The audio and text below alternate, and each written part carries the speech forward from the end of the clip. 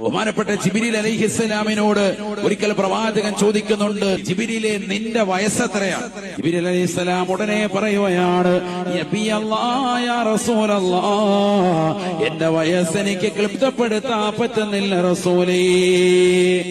പക്ഷേ ഒരു കാര്യം തങ്ങൾക്ക് ഞാൻ ഉറപ്പു തരാം, എന്നെ അല്ലാഹു സൃഷ്ടിച്ചതിന് ശേഷം 70,000 വർഷങ്ങൾ കൂടുമ്പോ ആകാശസീമയിൽ ഒരു മനോഹരമായ നക്ഷത്രത്തെ ഞാൻ കാണാറുണ്ട്.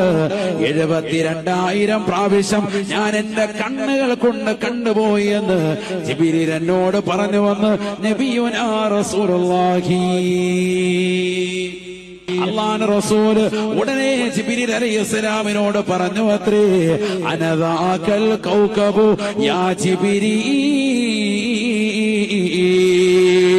70,000 കൊല്ലത്തിലൊരിക്കൽ നിങ്ങൾ കാണുന്നതായ മനോഹരമായ ആ നക്ഷത്രമില്ലേ, നിങ്ങൾ 72,000 പ്രാവശ്യം കണ്ടിട്ടുണ്ടെന്ന് പറഞ്ഞ ആ മനോഹരമാകുന്ന നക്ഷത്രമാണ് ഞാൻ, ഹബീബുനാ ശഫീഉനാ റസൂലുള്ളാഹി.